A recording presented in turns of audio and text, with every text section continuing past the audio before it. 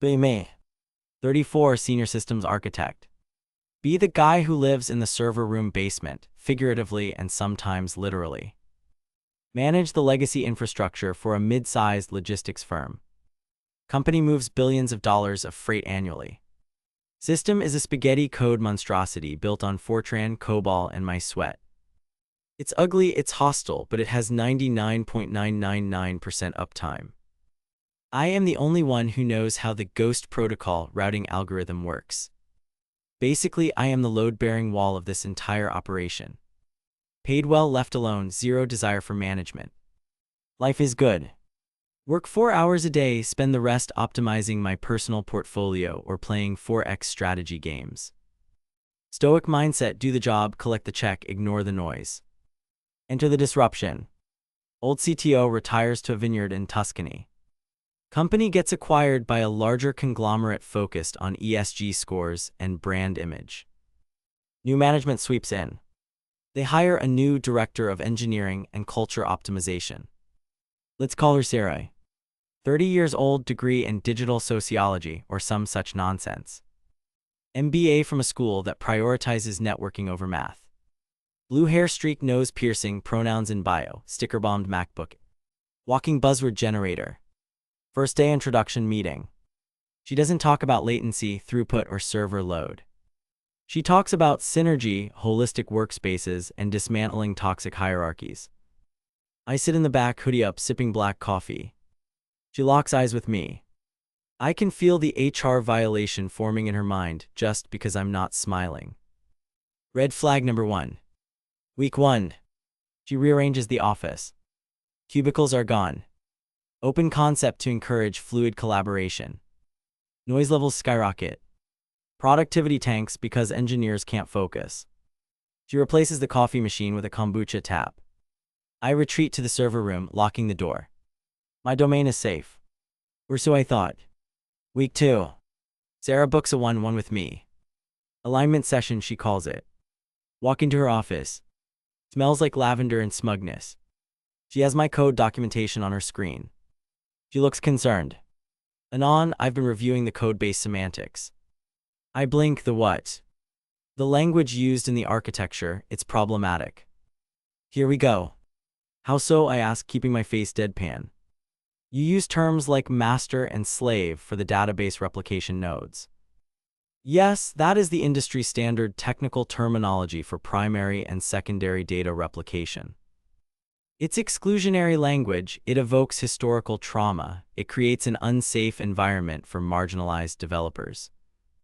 I stare at her. We don't have any marginalized developers. We have me, 2 Russians who don't speak English, and a guy named Dave who thinks he's a wizard. Sarah, those terms are hard-coded into the firmware of the legacy switches and the core kernel of the routing engine. Changing them isn't a find-and-replace job. Language shapes reality, Anon. We need to do better. I want you to refactor the schema to use leader and follower. That will require a full system shutdown. We'd have to rewrite the API hooks for 400 external vendors. It's a 6-month project with high risk of data corruption. She smiles that condescending smile. You're focusing on obstacles, not solutions. This is a priority. It's about our values. My value is keeping the trucks moving so we don't lose $500K an hour. Money isn't everything. Equity is everything. I realize logic has left the building. I realize I am talking to an ideologue, not an engineer. Week 3. The micromanagement begins. She implements daily stand-ups. Not just what are you doing, but how are you feeling. We have to pass a talking stick, it's a plush unicorn. When it gets to me, I say code compiles, latency low, and pass it. She stops me. Anon, that's very transactional. We need you to open up, share your truth. My truth is that this meeting is costing the company $2,000 in billable hours. Room goes silent. The Russians stifle a laugh. She turns red. Toxic masculinity creates barriers to communication. We will discuss this in your performance review. She puts me on a PIP, performance improvement plan. Reason, resistance to cultural integration and lack of emotional intelligence. The escalation. Sarah decides she's going to modernize the Git workflow. She reads a blog post about feminist coding practices. Apparently, linear version control is patriarchal because it imposes a singular timeline. She wants collaborative branching, where anyone can merge to main without code review to empower junior voices. I explain that this is FUBAR. If you remove the gatekeepers, you remove the quality control. The production environment will crash. Gatekeeping is a tool of oppression. Anon, we trust our team. I don't trust Dave. Dave pushed a recursive loop last week that almost melted a rack. Stop being so negative. I'm authorizing the policy change effective Monday. I start printing emails. Every instruction she gives. Every warning I send back. I build a paper trail thick enough to stop a bullet. The breaking point. The master-slave issue comes back. She hires outside consultants, her friends from college, to audit our code for bias. They produce a 40-page PDF. It's mostly grievance studies jargon. But the mandate comes down: refactor the core DB immediately. Deadline Friday. I send an email to Sarah, CCing the CTO, the CEO, and legal. Subject: critical risk assessment, project equality. Body: refactoring the core terminology requires a hard reset of the logistics grid. The legacy API v2.1 does not support dynamic variable mapping for these nodes. If we force this change without rewriting the external vendor interfaces, the freight tracking system will decouple from the inventory ledger. Result: we will lose track of approximately $40 million in inventory instantly. Probability of failure: 100%. I hit send. 5 minutes later, Sarah storms into my basement office. She is shaking. How dare you undermine me? I am stating facts. Physics and code do not care about sociology. You are mansplaining my own department to me. I am the director. And I am the architect. Do not do this. You are suspended from the project. I will have the junior team implement the changes. You are clearly too emotionally attached to the old ways to be objective. Written order. What? Give me a written order that you are removing me from the critical path and overriding my technical veto. She sneers, types it out on her phone, and emails it to me. You're relieved of duty, Anon. Go home. We'll discuss your severance on Monday. Malicious compliance engaged. I forward her email to my private proton. I forward the entire email chain to the external hard drive in my backpack. I log out of the root terminal. But before I go, I do exactly what she asked. I disable the gatekeeper protocols, my automated testing scripts that prevent idiots from breaking things. I set my status to away. I walk out of the building at 2:00 p.m. on a Thursday. I stop by the liquor store. Buy a bottle of 18-year-old scotch. Go home. Turn off my phone. Friday the launch. I wake up at noons. Make a steak and eggs breakfast. Turn on my PC but don't log into Slack. I just watch the public tracking dashboard of our company. It's a beautiful map of the world with little dots representing ships and trucks. At 1:00 p.m., the refactor is scheduled to push. I pour a glass of scotch. 1:05 p.m. The dots stop moving. 1:10 p.m. The dots disappear. 1:15 p.m. The website returns a 503 error. The entire global logistics grid of the company has gone dark. I sip my scotch. My personal phone starts ringing. It's Dave. Ignore. It's Sarah. Ignore. It's the CEO. Ignore. The aftermaths. I wait until Monday morning. I put on a suit. I never wear suits. I walk into the office. It's a funeral parlor. People are crying. The sales team is screaming into phones, trying to explain to Walmart why their shipment is missing. Sarah is in the glass-walled conference room with the C-suite. She looks like she hasn't slept in 72 hours. Makeup running, hair messy. She sees me and points a trembling finger. HIM, he sabotaged it, he set a trap. The CEO looks at me. He's a shark, a numbers guy, ruthless.